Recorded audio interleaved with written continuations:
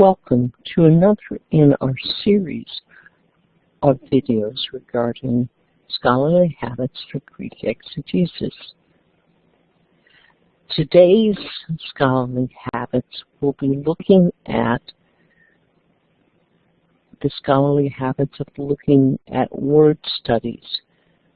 This is how we debate what a word means in scriptures. We have a scholarly debate on what the Greek word meant initially.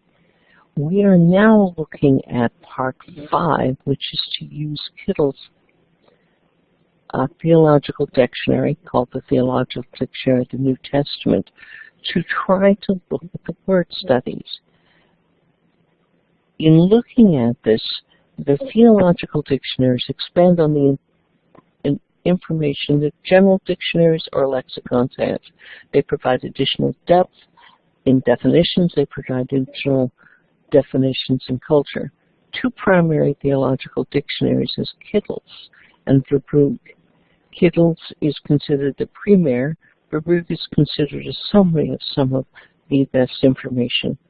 Secondary is ISBE and Vines, who really look at the English word and combine a lot more. Kittel and Verbrugge look at the Greek words. So we're going to examine the TDNT entry for Luke 17:3 on ἐπιτιμαω. Now to do that, I posted several of the Greek words in the few article, and we'll take a look at that. And then after we take a look at that on this video, we'll develop the outline. So let me begin and share my entry with ἐπιτιμαω from the dictionary by Kittel. Now I'm going to show you what it actually looks like in the book that's coming, and that may help some of you who can actually get a hold of the resources. Let me give me a moment as I start sharing that particular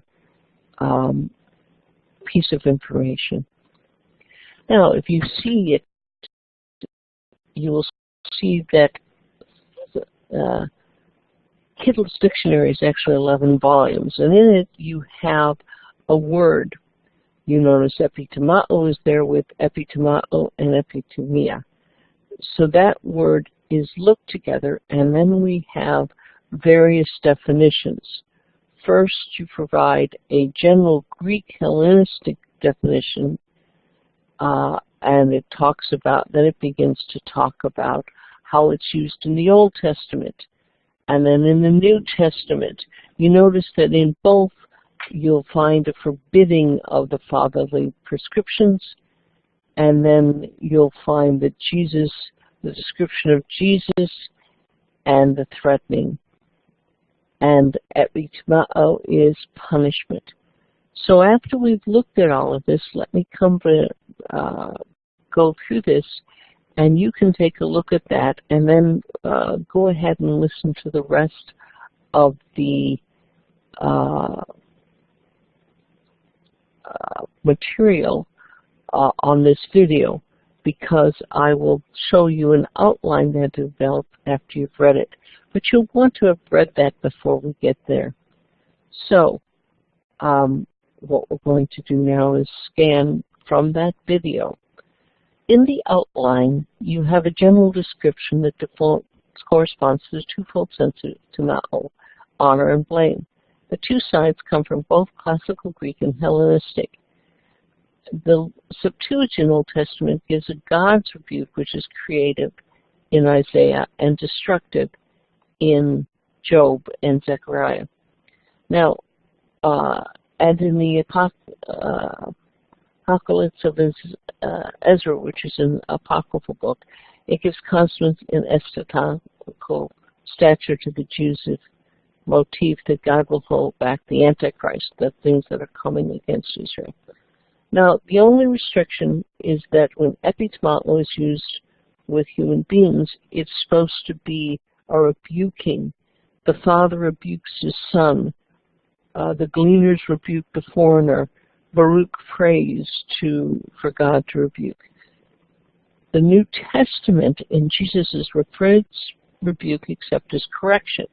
You'll see some of that in that as we mentioned a few minutes ago, there's a relationship with the rebukers. You don't have the general rebuking that occurs in much of the Old in Egypt or in other places.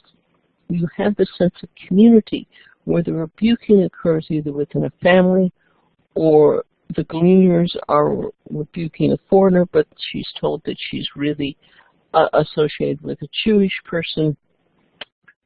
This is really rebuking is a correction. Mark, Matthew, Peter rebuking, the dying thief rebuking are all rebuking that Jesus is not happy with. What you have to have is rebuking done in concern for the brother. And 2 Timothy 4:2 is considered as a parallel. Only God can use threatening rebuke because that's a prerogative of his lordship. You see that in Jude. And the New Testament passages are really no different than our BDAGs on the rebuking gently to a brother or someone within your relationship. Don't rebuke outside of it. And God can rebuke nature, it can rebuke demons, it can rebuke Satans. So what you would basically say is, here's the summary, and you'd follow the same lines. Well, folks, that's the end of this particular discussion on how we summarize the theological dictionaries. The next we'll pick up working with Verbrugge's Theological Dictionary and summarizing that. Thank you for listening, and I look forward to continuing our discussion in the next video on word study methods.